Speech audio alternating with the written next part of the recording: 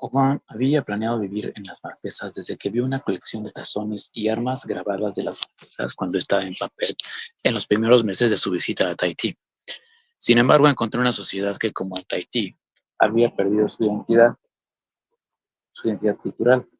De todos los grupos de islas del Pacífico, las Marquesas eran las más afectadas por la importación de enfermedades occidentales, especialmente la tuberculosis. La población de unos 80.000 habitantes en el siglo XVIII se había reducido a 4.000 a finales del XIX. Los misioneros católicos se impusieron y en su esfuerzo por controlar el alcoholismo y la promiscuidad, obligaron a los niños nativos a atender a escuelas misioneras hasta la adolescencia. El régimen colonial francés fue aplicado por la gendarmería, famosa por su malevolencia y estupidez, mientras que los comerciantes, tanto de Occidente como de China, explotaron a los nativos terriblemente. Gauguin se estableció en Atuona, en la isla de Hiva Oa, llegando el 16 de septiembre de 1901. Esta era la capital administrativa del grupo de islas, pero era considerablemente menos desarrollado que Papet, aunque existía un sistema eficiente y frecuente de barco de vapor para viajar entre ambas. Había un doctor militar, pero no hospital. El doctor se mudó a Papet el febrero siguiente y desde entonces tuvo que confiar en los 2 trabajadores de salud que había en la isla. El aventurero vietnamita Nguyen Van Cam Cai Dong, quien se estableció en la isla pero no tenía formación médica formal, y el pastor protestante Paul Vernier, quien había estudiado medicina además de teología. Ambos se convertirían en buenos amigos. Gauguin compró un terreno en el centro del pueblo de la misión católica, habiendo primero conquistado al obispo local al atender a misa regularmente. Este obispo era Monseñor Joseph Martin, inicialmente contento con Gauguin, porque sabía que él se había aliado con el catolicismo en Tahití en su periodismo. Gauguin construyó en su terreno una casa lo suficientemente sólida como para sobrevivir un ciclón que acabó con la mayoría de las otras viviendas del pueblo. Fue ayudado en la tarea por los 2 mejores carpinteros de la isla, uno de ellos llamado Tioca, tatuado de pies a cabeza en la forma tradicional de las marquesas, tradición interrumpida por los misioneros. Tioca era un diácono en la congregación de Vernier y se convirtió en vecino de Gauguin después del ciclón cuando Gauguin le regaló una esquina de su terreno. La planta baja estaba al aire libre y se usaba solamente para comer y como sala de estar, mientras que el piso superior era usado para dormir y como estudio. La puerta del piso superior estaba decorada con un dintel tallado en madera y jambas que sobrevivirían posteriormente en museos. El dintel nombraba a la casa como Maison de Joie, casa del placer, mientras que las jambas asemejaban su anterior trabajo de 1889 con tallado de madera llamado Soyez amoureuse, vous serez heureuse. Enamorados, seréis felices.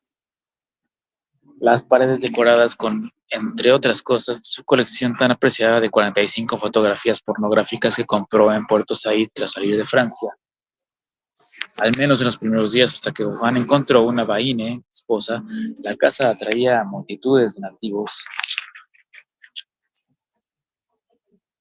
por las noches, que venían a apreciarla, venían a mirar las imágenes y a celebrar toda la noche.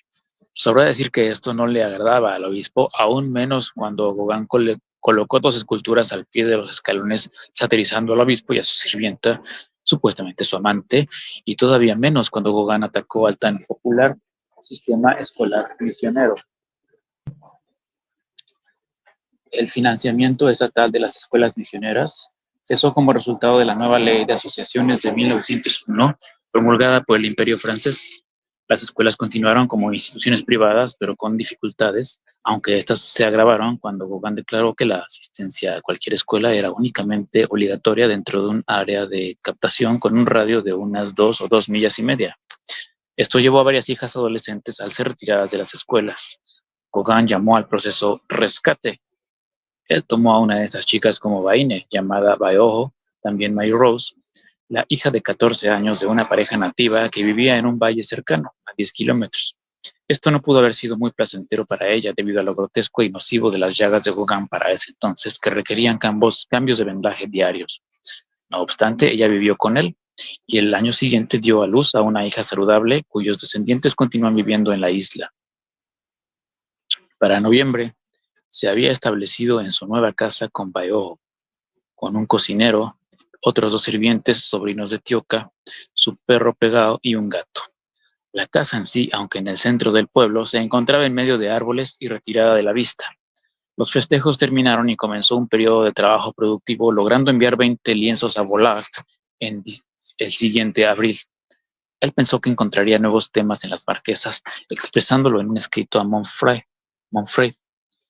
En realidad, en su mayoría, su obra de las marquesas puede ser distinguida de su trabajo en Tahití solo por expertos o por sus fechas. Pinturas como Dos mujeres permanecen con un origen incierto. Para Anna Sech, lo que los distingue es su reposo y melancolía, aunque contienen elementos de inquietud. De esta forma, en la segunda versión de Jinetes en la playa, que muestra nubes y figuras espumosas, sugieren que se avecina una tormenta, mientras que las figuras distantes a caballo son semejantes a otras figuras similares en otras pinturas que simbolizaban la muerte. Gauguin escogió pintar paisajes, naturaleza muerta y estudios de figura en esta época, siempre con atención a la clientela de Vollard, así evitando los temas de lo primitivo y los paraísos perdidos de sus pinturas de Tahití. Pero hay un trío significante de pinturas de su periodo pausado que sugieren preocupaciones más profundas. Las primeras dos son Jeune fille à l'éventail o Niña con abanico, del cual ya les hablé en videos anteriores, y Le Sorcier Diva Oa, hombre de marquesas en capa roja. La modelo para Niña con abanico era la pelirroja Tohotawa, la hija de un cacique en la isla vecina. El retrato parece haber sido tomado de una fotografía que Vernier envió a Vollard. La modelo para la segunda pintura pudo haber sido Hapuani, una bailarina exitosa, así como una hechicera temida, quien era amiga de Gauguin y, de acuerdo a Danielson, estaba casada con Tohotawa. Sech denota que el color blanco del vestido de Tohotawa es un símbolo de poder y muerte en la cultura polinesia. Le Saucier parece haber sido realizada al mismo tiempo y muestra a una mujer de cabello largo usando una capa roja exótica. La naturaleza andrógina de la imagen atrajo atención, confirmando la especulación de que Gauguin intentó representar a una persona con un tercer género. La tercera pintura es la misteriosa y bella Contes Vagues, cuentos primitivos, mostrando a Ottawa de nuevo en la derecha. La figura de la izquierda es Jacob Meyer de Hahn, un amigo pintor de Gauguin de los días de Pont-Aven, quien murió años atrás, mientras que la figura de en medio es de nuevo andrógina, identificada por algunos como Hapuani. La pose imitando a Buda y el loto floreciendo sugiere a Elizabeth Childs que la imagen es una meditación sobre el ciclo perfecto de la vida y la posibilidad del renacimiento. Como estas pinturas llegaron a Vollard,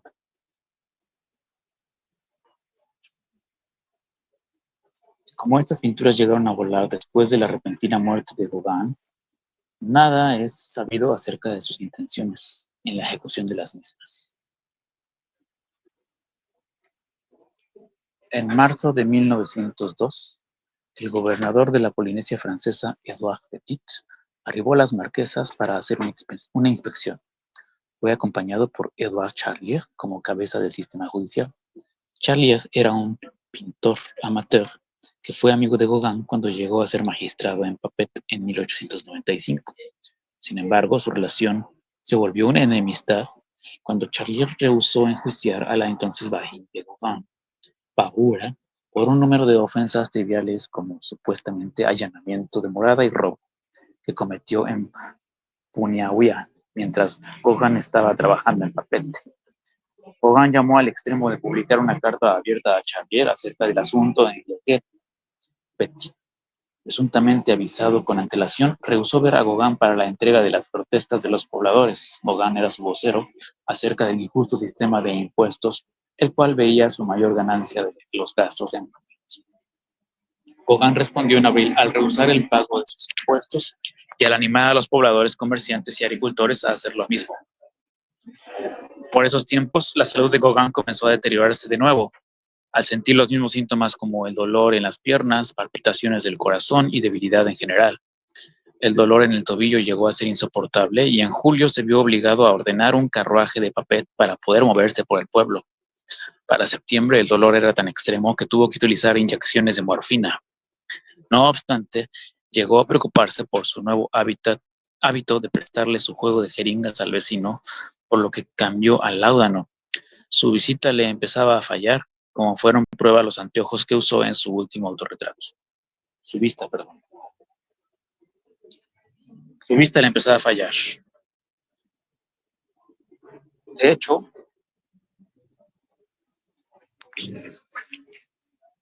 tal retrato lo comienza a realizar su amigo Kai Dong y después lo llegó a terminar Gauguin mismo. Así explicando el estilo poco característico visto en él.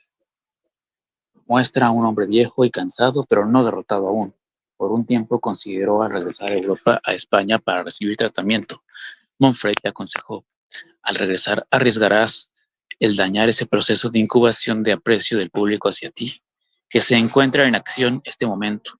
Ahora tú eres un artista legendario y único que nos envía obras desconcertantes e inimitables de los remotos mares del ser, las cuales con las creaciones definitivas de un gran hombre quien de alguna manera ya se ha ido de este mundo. Tus enemigos, y como todos los que molestan a los mediocres, tienes muchos enemigos, son silenciosos, pero no se atreven a atacarte ni siquiera a pensarlo. Tú estás muy lejos, no deberías regresar. Tú ya eres tan inexpugnable como todos los grandes muertos. Tú ya perteneces a la historia del arte. George Daniel Monfred, carta a Paul Gauguin alrededor de octubre de 1902. En julio de 1902, Baeojo, para entonces con 7 meses de embarazo, dejó a Gauguin para regresar a casa al valle de Jequeani para tener a su bebé entre su familia y amigos. Dio a luz el siguiente septiembre, pero no regresó. Gauguin ya no tomó otra vaina. Fue en ese entonces que su riña con el obispo Martin sobre las escuelas misioneras alcanzó su máximo. El gendarme local de Sir Charpilet, al principio amistoso con Gauguin, escribió un reporte al administrador, el grupo de islas, que residía en la isla vecina de Nukuhiva, en donde criticaba a Gauguin por alentar a los nativos de retirar a sus hijos de la escuela, así como de alentar a los pobladores para no pagar sus impuestos. Por suerte, el puesto de administrador había sido ocupado recientemente por François Piqueñot, un viejo amigo de Gauguin desde Tahití y esencialmente comprensivo con él. Piqueñot le aconsejó a Charpilet no hacer nada acerca del problema de la escuela, ya que Gauguin tenía a la ley de su lado, pero sí le autorizó a Charpilet el incautar los bienes de Gauguin como pago por los impuestos si todo llegara a las peores instancias. Posiblemente debido a su soledad y a veces su incapacidad de pintar, Gauguin se dedicó a escribir. En 1901, el manuscrito de Noa Noa que Gauguin preparó junto con sus grabados de madera en el periodo en Francia, fue finalmente publicado con los poemas de Maurice en formato de libro en la edición La Plume. El manuscrito en sí ahora se encuentra en el Museo del Louvre. Algunas secciones, incluyendo su relato de Teja Amana, se habían publicado antes, pero sin los grabados de 1897 en la Revue Blanche, mientras que Gauguin mismo publicó extractos en Le Guêpe, mientras era editor. La edición de La Plume fue planeada para incluir los grabados, pero retiró su permiso para imprimirlos en papel liso como los editores querían. En realidad le había perdido interés a la aventura con Maurice y nunca vio una copia rechazando una oferta de 100 copias de cortesía. Sin embargo, su publicación lo inspiró para considerar escribir otros libros. A principios de años, en 1902, revisó un antiguo manuscrito de 1896-97 llamado L'Esprit moderne et le catholicisme, el espíritu moderno y el catolicismo, acerca de la Iglesia Católica, añadiendo unas 20 páginas que contenían relatos de sus tratos con el obispo Martin. Le envió este texto al obispo Martin, quien respondió al enviarle una historia ilustrada de la Iglesia.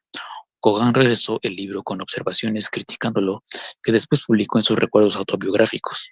Después preparó un ensayo ingenioso y bien documentado llamado Racontages de Rapin, Cuentos de un aficionado, acerca de críticos y la crítica hacia el arte, el cual envió para publicarse a André Fontaine, un crítico de arte en el Mercure de France, quien tuvo una crítica favorable para ¿De dónde venimos? ¿Quiénes somos? a dónde vamos, que logró bastante para restaurar su reputación.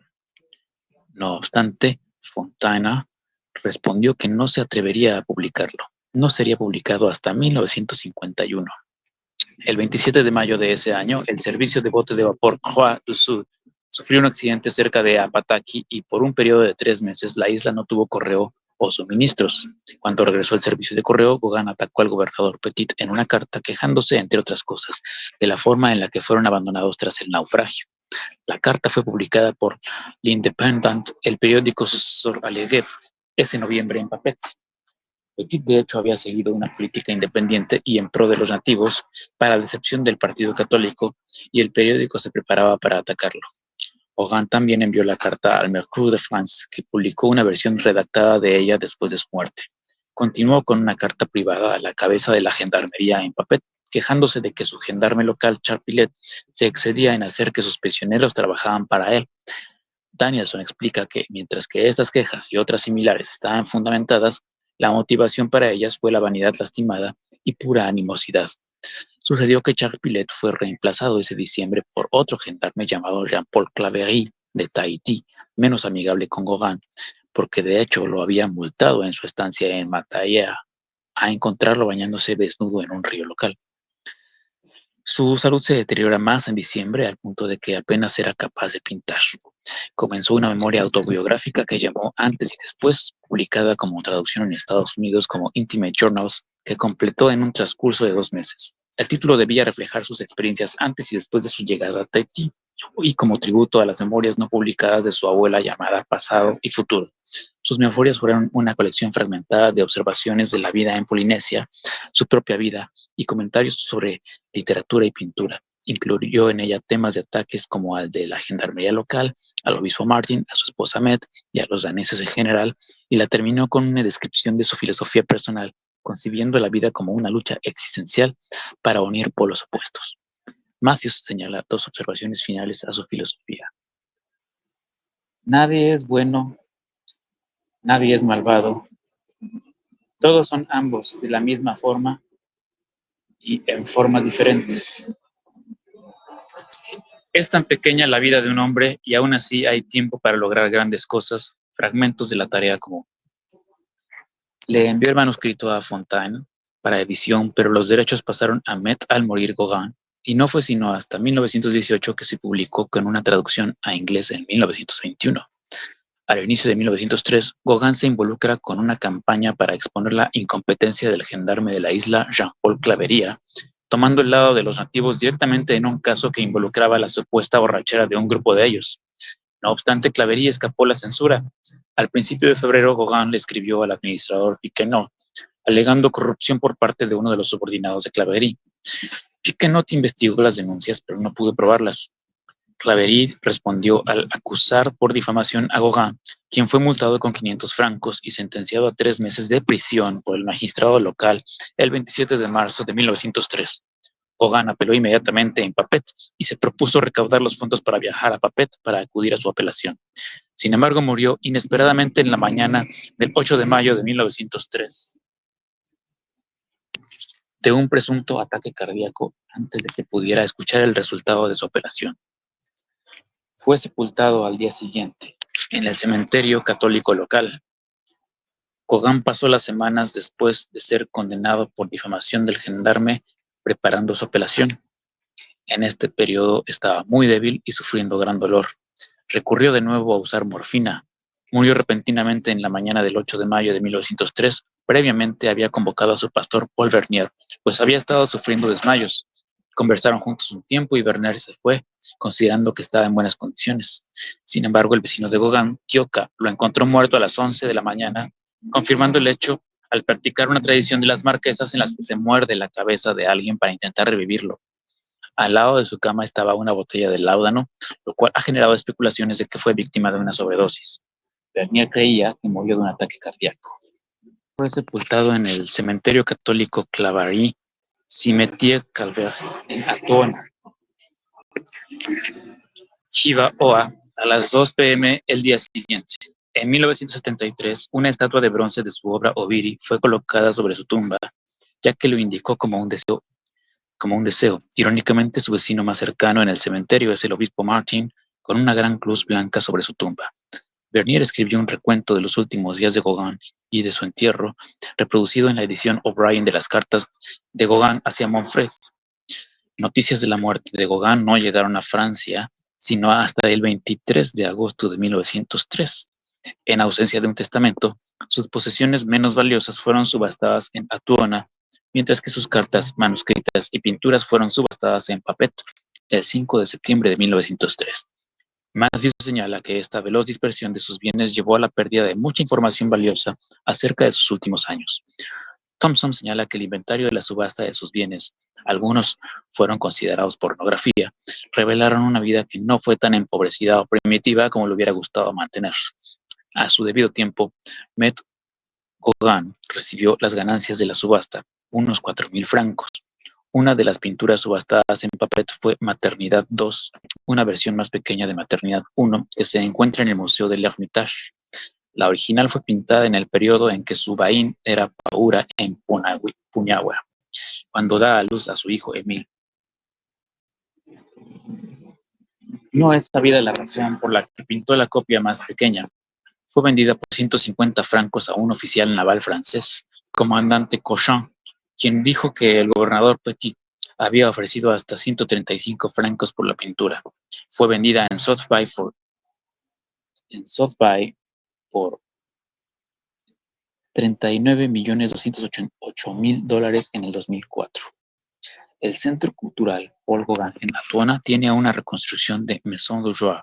La casa original permaneció vacía por unos años, con la puerta aún llevando el dintel tallado por Gauguin. Esto fue finalmente recuperado. 4 de las 5 piezas son mostradas en el Museo de Orsay y la quinta en el Museo Paul Gauguin en Haití. En 2014, el examen forense de 4 dientes encontrados en un jarrón de vidrio en un pozo cerca de la casa de Gauguin llevaron a cuestionar la creencia habitual de que Gauguin sufrió sífilis. El examen de ADN estableció que los dientes eran muy seguramente de Gauguin, pero no hubo rastros de mercurio que era usado para tratar la sífilis en ese entonces, sugiriendo entonces que Gauguin no padeció de sífilis o que no fue tratado por ella.